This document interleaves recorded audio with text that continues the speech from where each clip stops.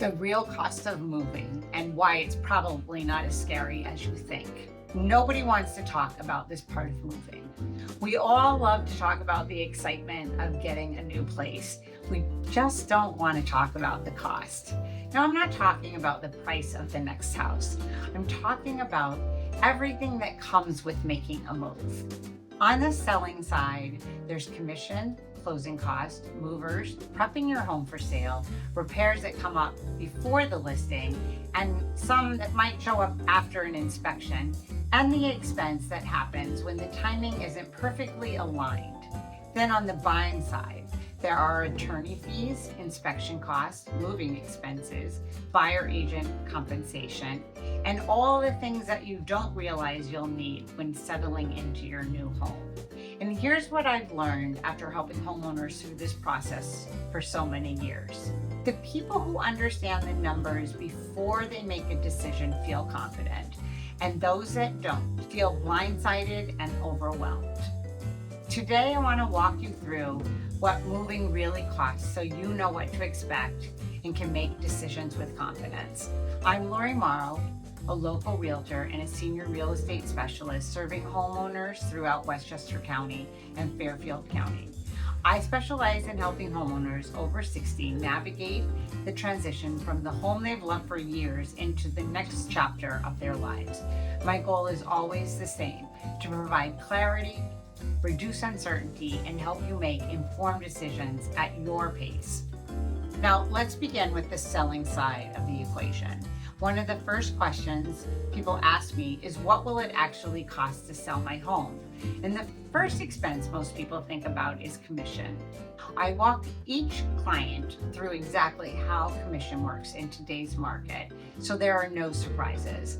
You'll also have seller costs. Now, depending on whether you are selling in New York or Connecticut, these may include attorney fees, transfer taxes, and other transaction-related expenses.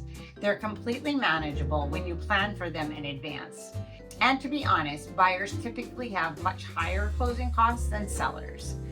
Pre-listing costs include preparing your home for the market. Some homes need very little before they're ready to list, and then others will benefit from fresh paint, small repairs, landscaping, staging, and other improvements. And one of the most valuable things I do for my clients is to help them determine where to spend that money and then where not to spend the money.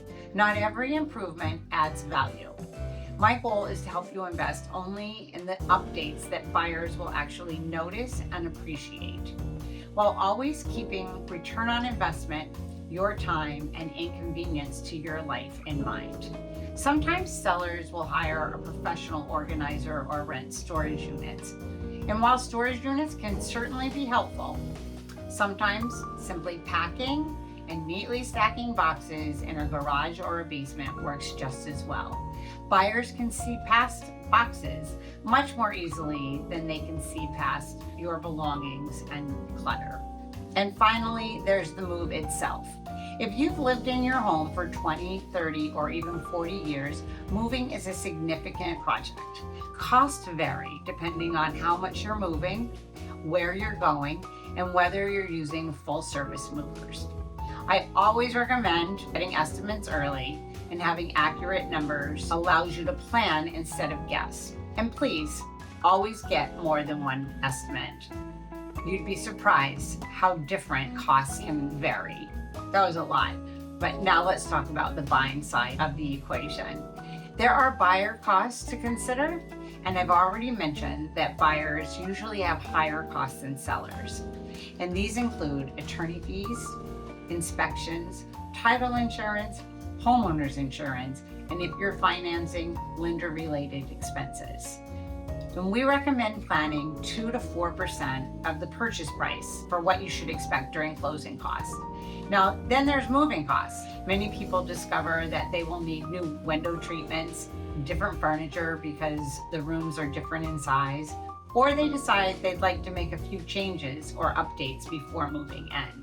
These aren't necessarily large expenses, but they're often overlooked during the planning process. If you're considering a condominium or a co-op, which many of my downsizing clients are considering, there can also be application fees, move-in fees, and monthly association fees.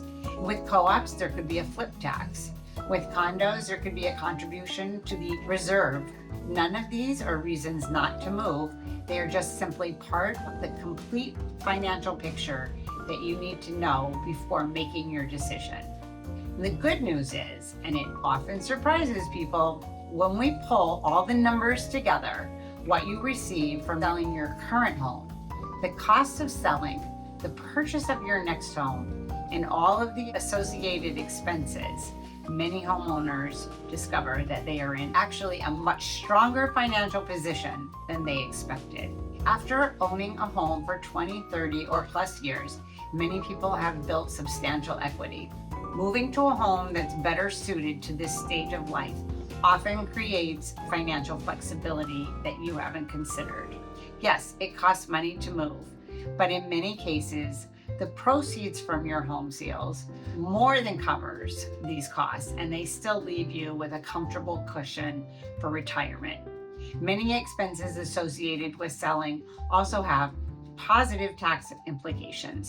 Of course, be sure to talk to your tax advisor for advice on your specific situation.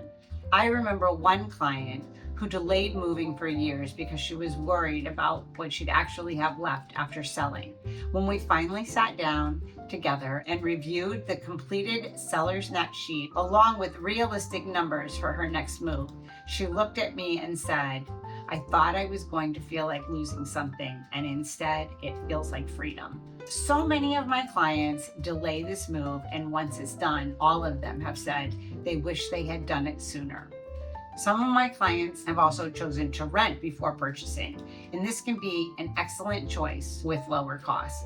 It gives them time to breathe between the moves and to assess their actual financial situation. The confidence all my clients had came from understanding the numbers, not guessing. There's one comparison I always make with my clients. What is the cost to stay? And it's often the most eye-opening part of the conversation. What does it cost where you are today? And now let's actually add it up. Property taxes, insurance, utilities, maintenance, and repairs. And this is a big one because deferred maintenance costs you money when you sell. Then we can compare those expenses to the ongoing cost of a smaller home, condo, or co-op, if that's what you're considering. And many homeowners find that the right size home costs significantly less to maintain every year. When you look at those savings over 10 or 15 years, they can have a meaningful impact on your financial future. Maybe you're going to choose to make a lateral financial move to improve your quality of life. You're going to gain amenities, a social network, and an HOA that maintains the exterior of your property. This too has a meaningful impact on your daily life. My clients and I work through these comparisons because they transform a difficult decision into an informed one. We will also involve their financial planner, their accountant, and their estate attorney whenever appropriate. Each of these professionals plays an important part in helping someone make a well-informed decision. And here's one additional consideration. If you think you'll be getting a mortgage, it's often easier to do that before you retire while you're still on a steady income. And as I've mentioned many times in my videos, early conversations lead to better prepared moves.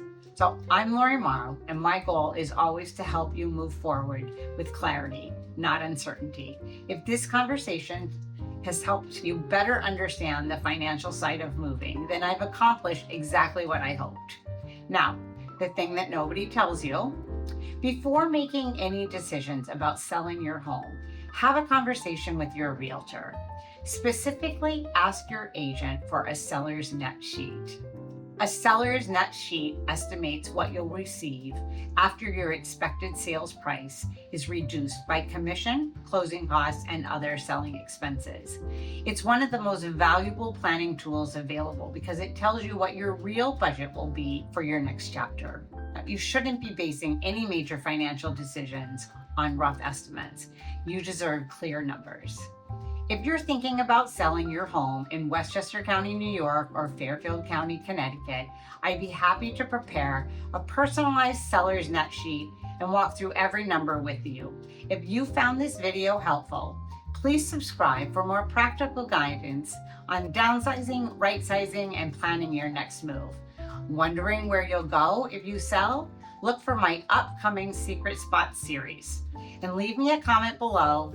I'd love to know what questions you still have about the cost of moving. Your questions may inspire a future video. Thanks so much for watching, and I'll see you next time. Don't wait until tomorrow. Call Lori Morrow.